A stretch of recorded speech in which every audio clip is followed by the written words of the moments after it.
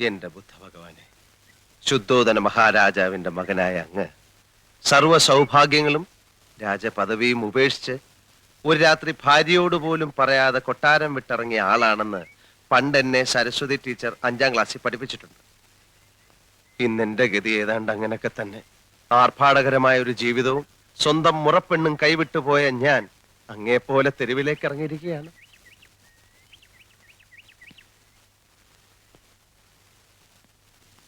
അങ്ങ് രാത്രിയിലാണ് കൊട്ടാരം വിട്ടതെങ്കിൽ ഞാൻ പകലാണെന്ന വ്യത്യാസമേ ഉള്ളൂ. അങ്ങ് സ്വമനസാലയാണ് എല്ലാം ഉപേക്ഷിച്ചിട്ട് ഇറങ്ങിയെങ്കിൽ എന്നെ അപ്പുക്കുട്ടൻ തള്ളി ഇറക്കിയതാണ്. ഞാൻ പറയുന്നത് ഭഗവാന് മനസ്സിലാവുന്നുണ്ടല്ലോ. അല്ലറ ചില്ലറ വ്യത്യാസങ്ങൾ ഉണ്ടെങ്കിലും നമ്മൾ രണ്ടുപേരും അടിസ്ഥാനപരമായിട്ട് ജനമധ്യത്തിലേക്ക് ഇറങ്ങിയവരാണ്. ആ നിലയ്ക്ക് എന്നോട് ഭഗവാൻ കരുണ കാണിക്കണം. ആ അപ്പുക്കുട്ടനെ അവിടെ നിന്ന് എങ്ങനെയെങ്കിലും പുറത്ത് ചാടിച്ചിട്ട് എനിക്ക് അകത്ത് കയറാനുള്ള ഒരു അവസരം ഉണ്ടാക്കി തരണം.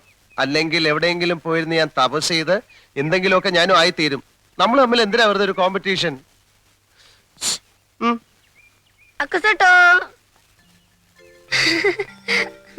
ഉണ്ണിക്കുട്ടോ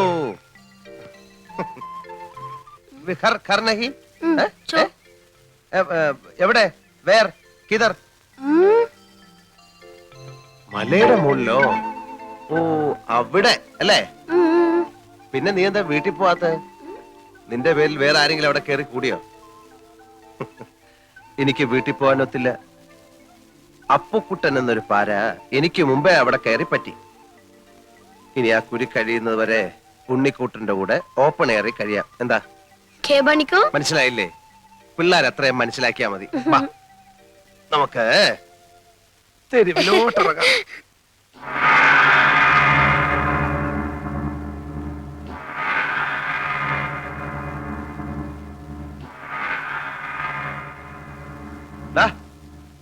ഇനി ഇറങ്ങി വാ.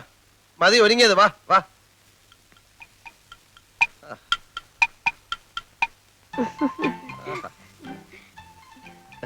ഇപ്പോഴാ നീ ശരിക്കും ഉണ്ണിക്കുട്ടനായത്.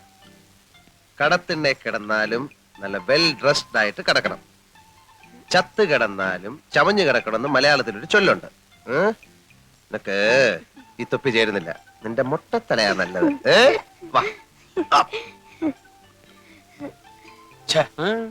കേരളത്തിൽ നിന്നൊരുത്തൻ വിമാനക്കൂലിയും കൊടുത്ത് നേപ്പാളിൽ വന്ന് ആൾമാറെടുത്തിടത്തിന്റെ കാര്യം എന്താ?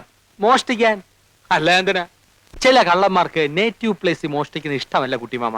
ഇവിടെ നിന്ന് മോഷ്ടിച്ച് അങ്ങോട്ട് കൊണ്ടുപോകുമ്പോ ഡ്യൂട്ടി കൊടുക്കണ്ടേ അശോക? മോഷണ സ്ഥാനങ്ങൾക്ക് ഡ്യൂട്ടി ഇല്ല കുട്ടിമാമ. ഞാൻ ആകെ കൺഫ്യൂഷനില്ല.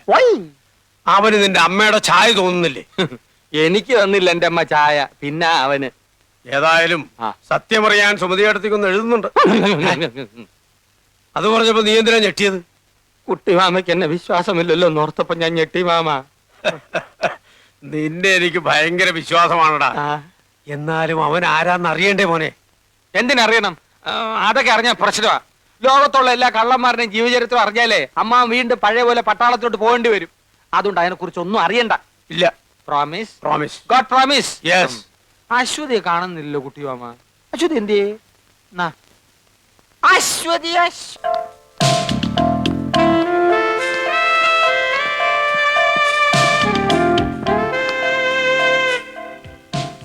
ठीक है.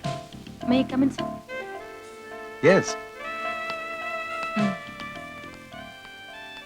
ഇരിക്കൂ. Thank you, sir.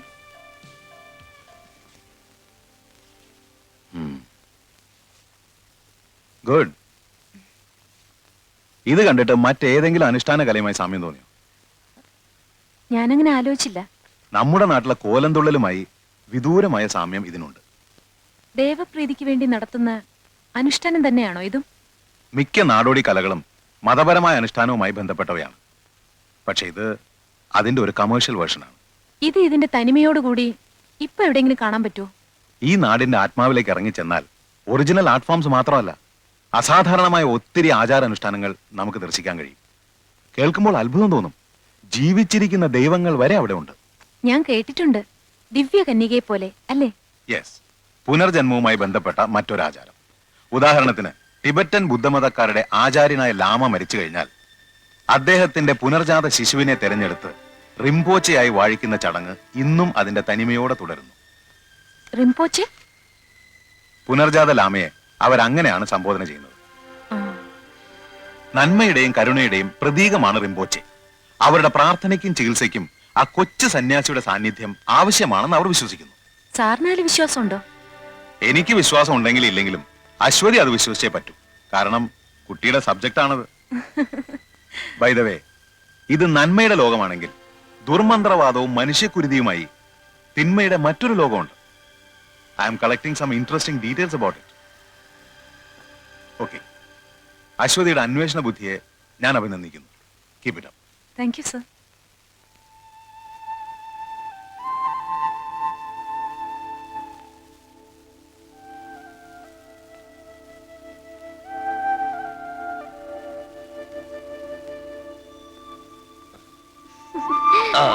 Akasato.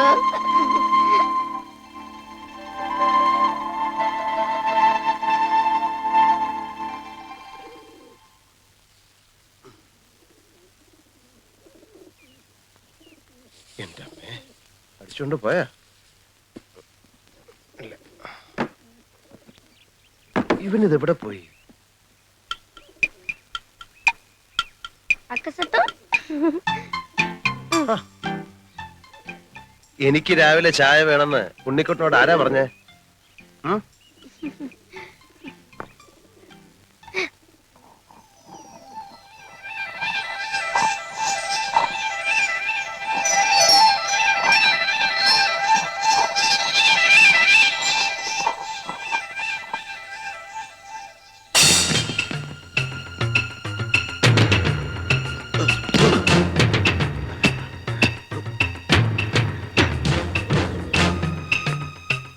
ഈ ചായ നീ പിന്നെ പോയാ? കുട്ടിച്ചാത്തന്റെ ബന്ധുവല്ലോ ആണോ? ഉണ്ണിക്കുട്ടാ, ഉണ്ണിക്കുട്ടാ.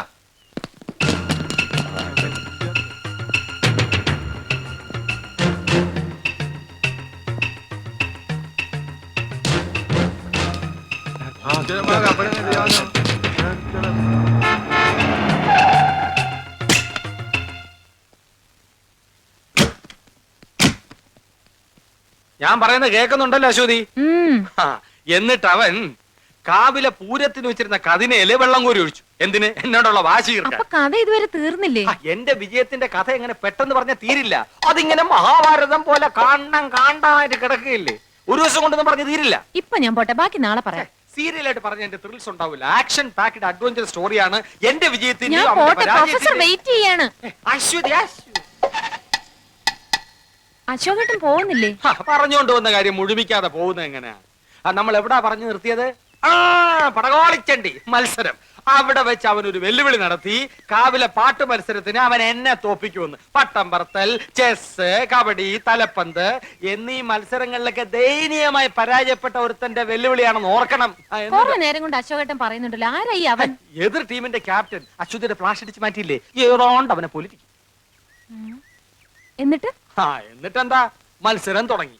സ്കൂളിൽ പഠിക്കുമ്പോ എനിക്കാണല്ലോ ഫസ്റ്റ്. ഏത്? അക്ഷര ശ്ലോകത്തിന്. ആ എക്സ്പീരിയൻസ് വെച്ച് ഞാൻ ഒരു അലക്കലക്കി.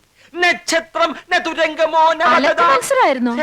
ഇടയ്ക്ക് ഒരു തമാശ പറഞ്ഞ് ടെമ്പോ കളയല്ലേ അശ്വതി? അശോകേട്ടൻ പറഞ്ഞോളൂ. ആ, എന്റെ താളബോധവും അക്ഷരസ്ഫുടത അവനില്ലല്ലോ. എന്റെ വായിൽ നിന്ന് കടിച്ചാ പൊട്ടാത്ത പദങ്ങൾ അനർഗള നിർഗളം പ്രവഹിക്കുന്നത് കണ്ടും കേട്ടും അവൻ ബോധം കെട്ടു വീണു. അവസാനം എല്ലാരും കൂടി എന്നെ പൊക്കിയെടുത്തോണ്ട് പോവുകയായിരുന്നു. അയാളല്ലേ ബോധം കെട്ട് വീണത്? അശോകേട്ടൻ എന്തിനാ പൊക്കിക്കൊണ്ടുപോയത്? വിജയശ്രീലാളിതിനായി എന്നെ സുഹൃത്തുക്കൾ ചേർന്ന് പൊക്കിയെടുത്തോണ്ട് പോയെന്നാണ് പറഞ്ഞത്. പിന്നെ ചാരായ ഷാപ്പിന്റെ മുമ്പിൽ ചെന്ന് എന്നെ താഴെ ഇട്ടുള്ളൂ. അശോകേട്ടൻ കുടിക്കുവോ? അയ്യോ, ഞാൻ കുടിക്കില്ല. ചാരായ ഷാപ്പിന്റെ ഇപ്പുറത്തെ ഊടുവഴി കൂടെ നമുക്ക് വീട്ടിലോട്ട് പോകാലോ. ഓ, അത് ശരി. ആ, ഇനി അങ്ങോട്ട് അശോകേട്ടൻ വരണമെന്നില്ല, ഞാൻ പോയിക്കോളാം. വേണേ ഞാനും കൂടെ വരാം. വേണ്ട. ടാറ്റാ. ടാറ്റാ. Bye bye. പടകാടി ചണ്ടി ചങ്കരി വർക്കലി മാർഗലി ഭഗവതി അടിയനിൽ അലിവോടി നിത്തിരി കണിയണം.